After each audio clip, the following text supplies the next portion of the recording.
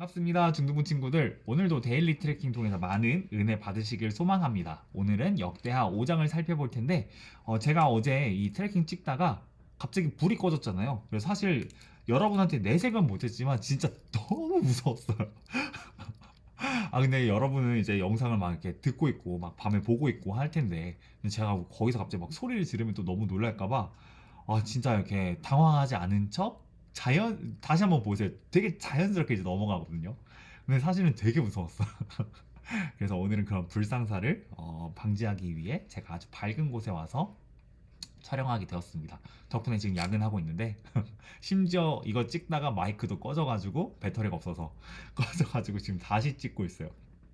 어쨌든 수고스러운 일들을 하지만 그럼에도 하나님의 영광을 위해서 하는 것이라 생각을 하고, 또 제 아내도 이 트래킹을 묵상하고 또 이 촬영할 때마다 주시는 은혜들이 늘 있더라고요. 그래서 그것에 감사하며 기뻐하며 또 찍고 있습니다. 여러분도 참 이 밤에 이거 보는 거 수고스러운 것도 알고 힘든 것도 알아요. 근데 그럼에도 불구하고 하나님이 주시는 은혜들을 우리가 기대하고 사모하는 마음으로 오늘도 함께 하시면 좋겠습니다. 네, 우리의 고백 함께 읽도록 하겠습니다. 시작. 나는 내가 생각하는 것보다 더 큰 죄인입니다. 그러나 나는 내가 생각하는 것보다 더 큰 사랑을 받았습니다. 나는 하나님의 사람입니다. 네, 하나님의 사람에게만 주시는 놀라운 은혜에 힘입어서 오늘 하루도 힘내셨으면 좋겠습니다. 네, 오늘의 한 문장. 청소 끝, 입주 시작입니다. 제가 이제 결혼하고 이사를 한 번, 두 번, 세 번, 네 번, 한 네 번에서 다섯 번 정도 다닌 것 같아요. 결혼한 지 그렇게 오래 안 됐는데, 이 목사의 어떤 특성상인지 제가 이사는 제법 많이 다닌 것 같습니다. 결혼 횟수에 비해서. 근데 이 이사하기 전에 항상 그 청소 업체를 찾아서 이 입주 청소를 부탁하곤 했어요. 여러분도 한번 부모님께 여쭤보세요. 엄마, 우리 집 이사 오기 전에 입주 청소 했어요? 이렇게 여쭤보면은 아마 부모님들이 대부분 했다라고 말씀하실 거예요. 왜냐면 청소 업체를 부르면은 정말 전문적으로 깨끗하게 청소해 주시거든요. 그리고 그렇게 했었을 때 비로소 들어가 살 수 있게 됩니다. 제가 왜 오늘 말씀을 읽으면서 이게 생각이 났냐면은 다 끝났어요. 성전을 짓는 모든 일이 다 끝났습니다. 이제 하나님이 들어와서 사시면 돼요. 물론 하나님이 성전에 갇혀지시는 분은 절대 아닙니다. 그러나 그분의 임재를 상징하는 언약궤가 있잖아요. 그 언약궤를 이제 모셔올 수 있도록 모든 준비가 다 끝난 거예요. 그래서 오늘 본문 배경 그와 같습니다. 이제 언약궤의 입성을 살펴보도록 하겠습니다. 네, 언약궤를 옮겨옵니다. 일곱째 달 절기에 온 이스라엘을 모입니다. 그 일곱째 달은 굉장히 중요한 달인데 요건 제가 다음 페이지에 설명드리겠습니다. 이때 솔로몬이 온 회중들과 함께 하나님 앞에서 제사를 드립니다. 어마어마한 제사를 드려요. 예배를 드립니다. 그리고 제사장들은 언약궤를 성전 안에서도 가장 거룩한 지성소로 옮깁니다. 여러분 보시는 이 그림에서는 첫 번째 그림에 이제 언약궤를 메고 제사장들이 이동하고 있고요. 밑에서 왼쪽에 있는 그림을 보시면은 이게 지성소를 지금 그려낸 것 같아요. 요 날개 이렇게 팍 하고 있는 거 있잖아요. 요거는 이제 그룹이라고 하고 그 사이에 언약궤가 있습니다. 이거 금으로 만들었기 때문에 지금 금빛으로 표현을 한 것 같아요. 그리고 이 언약궤 안에는 뭐가 있냐면은 십계명이 기록된 두 돌판이 담겨 있습니다. 이 십계명은 모세가 시내산에서 하나님으로부터 받은 거고, 하나님이 이걸 주시면서 너희가 이걸 지키면은 나는 너희의 하나님이 될 거야라고 말씀하세요. 이 십계명에 대한 부분은 제가 하반기에 여러분께 설교할 계획이 있어서 그때 더 자세하게 말씀을 드리도록 하겠습니다. 어쨌든 언약궤를 옮겨왔고 이제 모든 게 끝났습니다. 그러면은 이 일곱째 달 절기는 뭐냐? 자, 이걸 좀 중요하게 여러분께 말씀드리고 싶었는데, 왜냐면은 이스라엘의 12달 중에서 제일 중요한 달이 바로 일곱째 달이기 때문에 그래요. 이거는 그들에게 새해 첫 달과도 같았습니다. 그래서 이 첫 달이 되면은 왜 우리도 새해 첫째 날이 되면은 이제 그 제아의 종 빵 하고 치면서 이 새해를 기념하잖아요. 이스라엘도 마찬가지입니다. 나팔을 불어요. 이 나팔은 그 동물 뿔로 된 나팔인데 그걸로 이제 나팔을 뿌 하고 붑니다. 이 나팔 부는 거 되게 신기해요. 실제로 부는 건 좀 어렵거든요. 저도 한번 불어본 적이 있는데 제법 어렵습니다. 그리고 꽤 더러워요. 이 뿔은 동물들이 이제 궁둥이 긁을 때도 쓰고 또 그걸 깨끗하게 닦아서 나팔을 만든다고 해도 나팔의 특성상 많은 사람들이 불다 보니까 조금 지저분한 감이 좀 있긴 하더라고요. 근데 이 나팔 소리 궁금하신 분들은 유튜브에 한번 쳐보세요. 그러면은 우리나라 사람이 부는 것도 있고 이스라엘 사람들이 부는 것도 있습니다. 소리가 되게 다양한데 어쨌든 되게 웅장해요. 나팔을 붑니다. 그리고 대속죄일이 되면은 대제사장이 이제 온 이스라엘 백성들을 대표해서 하나님 앞에서 속죄합니다. 이거 되게 중요한 날인데 아마 제가 여러분께 한 7, 8월쯤에 요거에 대해서도 한번 설교를 할 것 같아요. 그리고 초막절도 있습니다. 이 초막절은 장막절이라고도 하는데 이게 뭐냐면은 이스라엘 백성들이 출애굽하고 광야에서 40년 동안 살잖아요. 그때 40년 동안 뭐 그들이 어디서 잤겠어요? 우리처럼 뭐 아파트에서 자는 것도 아니고 뭐 빌라에서 자는 것도 아니잖아요. 텐트에서 자는데 그 텐트에서 자던 그 시절. 근데 텐트에서 잤음에도 불구하고 날마다 하나님께서 그들을 먹이시고 입히시고 공급하시고 늘 은혜 베푸셨던 그 시기를 기념하며 하나님의 은혜를 기억하는 절기를 보냅니다. 그래서 그때가 되면은 이 절기들에는 온 이스라엘 백성들이 함께 모여서 하나님의 말씀을 듣고 그분을 예배하곤 했는데요. 어쨌든 이토록 중요한 절기에 주님께서는 언약궤의 입성을 이루도록 하시면서 그들이 굉장히 영광스러운 새날, 새해를 맞이하도록 하셨습니다. 네, 그렇게 이 언약궤가 옮겨오고 제사장들이 지성소에서 나와서 하나님을 향한 찬양을 이제 시작합니다. 레위인들이 이제 찬양을 부르는데 그때 그들이 이런 고백들을 해요. 하나님께서 너무너무 선하시고 하나님께서는 너무너무 자비로우시며 그게 영원하다라고 말을 합니다. 근데 그런 찬양들 가운데 갑자기 성전에 하나님의 임재를 상징하는 구름이 가득 임합니다. 여러분 보시는 그림에서는 오른쪽 상단에 있는 거예요. 이거 약간 불난 것처럼 보이잖아요. 네, 불난 건 아니고 하나님의 임재를 상징하는 구름입니다. 저게 시내산 정상에도 이제 가득 임재했었어요. 하나님께서 모세를 만나주시고 뭐 이럴 때 임재합니다. 이게 얼마나 영광스럽던지 그 시내산 밑에 있던 백성들도 그랬고요. 지금 제사장들도 너무너무 두려워하고 또 감히 서 있지를 못합니다. 이걸 통해서 우리는 하나님의 영광이라는 게 이게 텍스트로만 보는 거하고 좀 다르구나. 이게 실제로 우리의 삶에 찾아왔었을 때는 와, 우리가 여기에 완전히 압도되는구나 라는 것들을 보게 됩니다.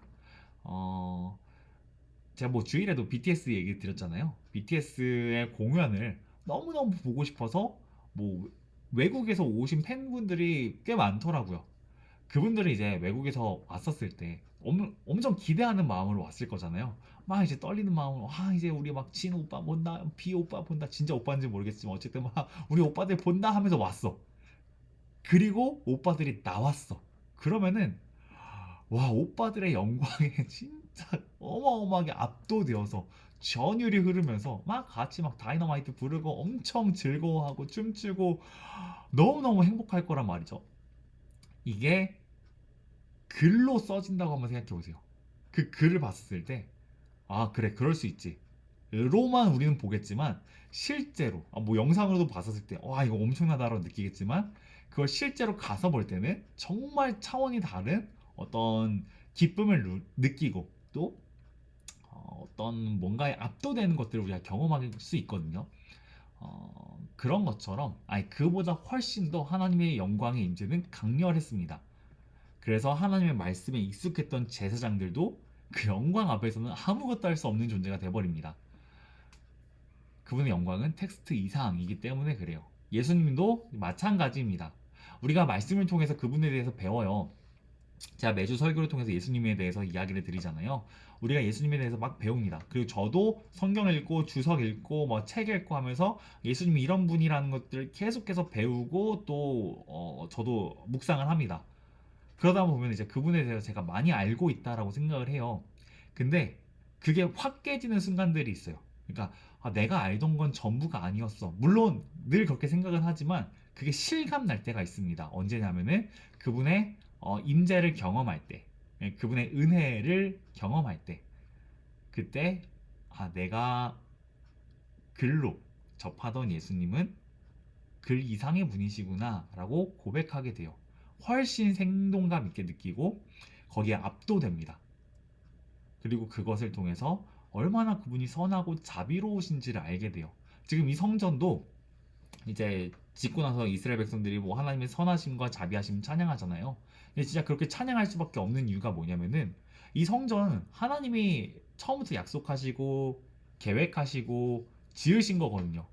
그러니까 하나님이 정말 선하시고 자비하셔서 이 모든 걸 다 만드셨기 때문에 그렇게 찬양할 수밖에 없는 거예요.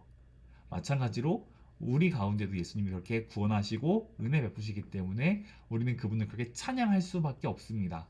네, 이게 그냥 어떤 글로만 저의 고백으로만 여러분이 들으시는 게 아니라 진짜 여러분의 삶 가운데 임재하시는 예수님을 통하여서 그분이 얼마나 선하시고 자비로우신지를 여러분이 아셨으면 좋겠습니다. 여러분이 그 예수님을 경험하셨으면 좋겠고 찬양했으면 좋겠습니다. 그래서 우리 적용을 살펴보면은 사람들이 여러분을 통해서 그 예수님의 선하심과 자비로우심을 좀 경험할 수 있는 삶을 우리가 꿈꾸면 좋겠습니다. 만약에 우리가 예수님의 선하심과 자비로우심을 글로만 배우고 글로만 지식적으로만 알잖아요. 그러면은 그래 예수님 그런 분이야 라고 말은 할 수 있어. 하지만 여러분의 삶에서 진짜 예수님의 선하심과 자비로우심이 드러나진 못할 거예요. 이건 굉장히 큰 차이입니다.